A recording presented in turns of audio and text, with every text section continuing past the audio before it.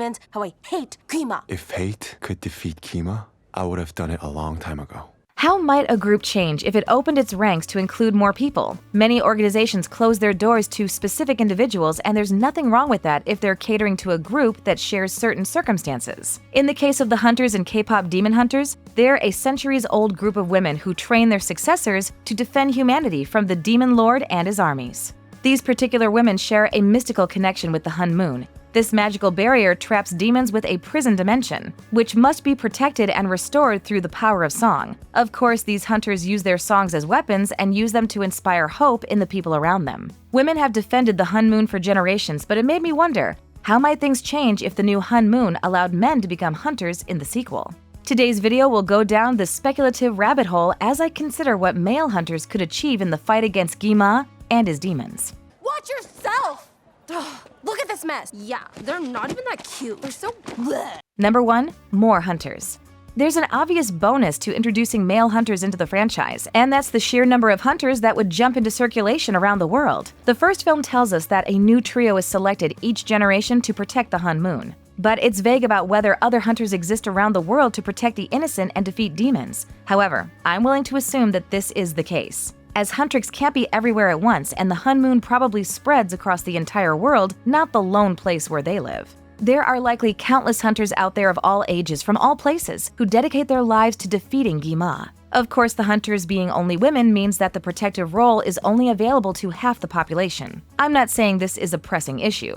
There are so many women out there that the hunters shouldn't experience a shortage of members. However, I'm saying that a boost in their ranks couldn't hurt, especially if Gwi-Ma is enraged and looking to get revenge on Huntrix. We don't know anything about the new Honmoon, and if he finds a way to break through, then hunters worldwide need to be ready to stand tall against the demons who will slip through the cracks. A few new hunters will only help, and their gender shouldn't impact the hope they carry in their voices, or their ability to carry a weapon. Not our fans. When you mess with our fans, we need to make it hurt. Number 2. The next trio.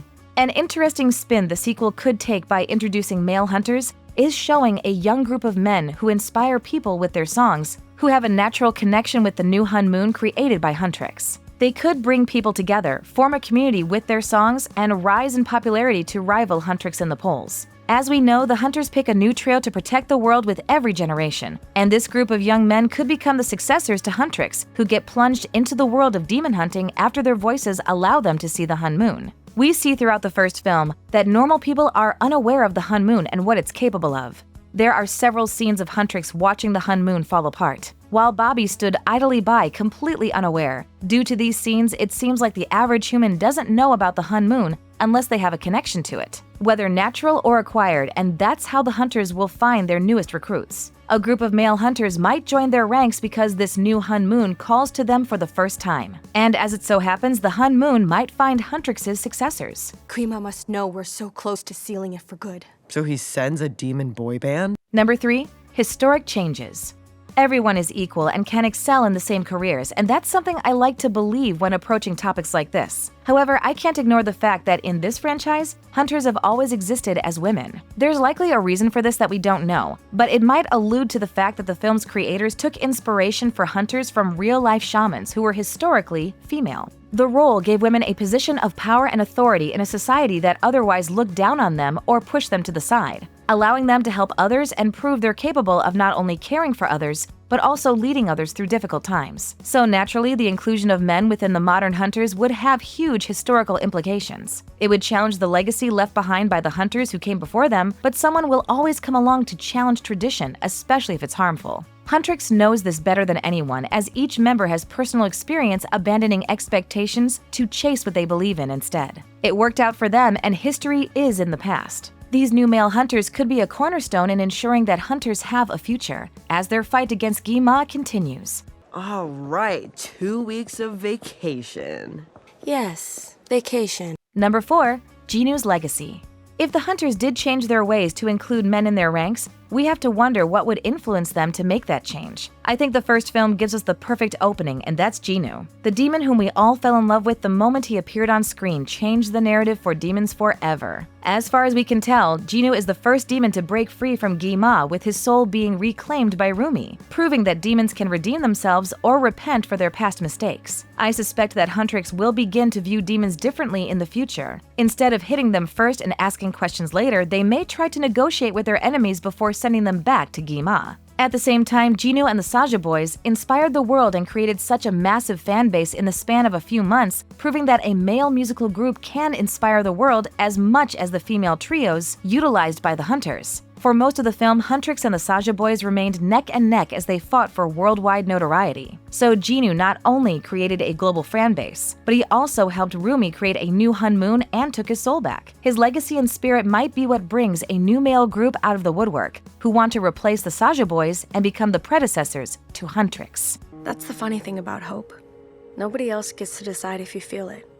That choice belongs to you. Number 5. Honmoon Interaction. So we have 3 young men who saw everything the Saja Boys accomplished, and they form a group together to become the next rising stars in the K-pop industry. Unlike the Saja Boys, they don't have ties to Gwi-Ma that force them to harm others. And they care about their fans, putting them in good standing with Huntrix. As the two groups interact, Huntrix could see how their fellow artists impact, strengthen, or reshape the Honmoon with their songs. It's possible this new group could help turn the Honmoon gold, and once Huntrix sees their potential, they could recruit them to become their predecessors. As this new group trains with Huntrix, I assume they will learn to sense the Honmoon through sight and touch, becoming self-aware of their power and how it connects to the mystical barrier. As they continue to strengthen the Honmoon with their voices, they could unlock the ability to summon weapons from it. I would love to see new weapons or variations not shown in the first film. It would be interesting if Huntrix's Honmoon produced more modern weapons, as they created it recently, while the old Honmoon predated them by several centuries. To this.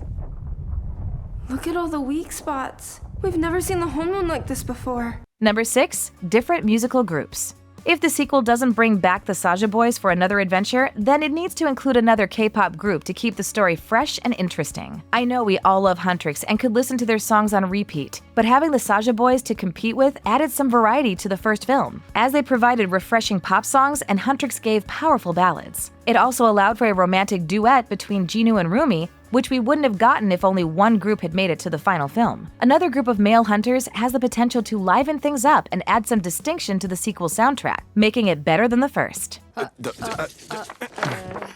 Your secret's safe with me. While it's always fun to speculate about what could be next for a franchise or how it might change in the future, I'm a big fan of K-pop demon hunters having a female-led cast that is strong, vulnerable, funny, and caring. It's refreshing to have such versatile leads that come with many layers, and when they return, I look forward to them taking center stage. Of course, lore dictates that their time as rising stars will inevitably come to an end, and when it does, they could change the course of history by electing a brand new group to take their place as the Honmoon's defenders, so long as they have the passion, determination, and means to inspire the world. Let us know what you think in the comments below. Are you happy with the Hunters system just as it is? Or could we have a new group debuting in the future? Way to end the world tour! And that finale with the guy in the demon suit exploding into confetti? Thanks for watching. If you enjoyed this video, hit that like button, subscribe to our channel, and turn on notifications to stay updated on our uploads. Rumi, are you okay? Do you need some water? I just ate 5. I'm gonna take 5.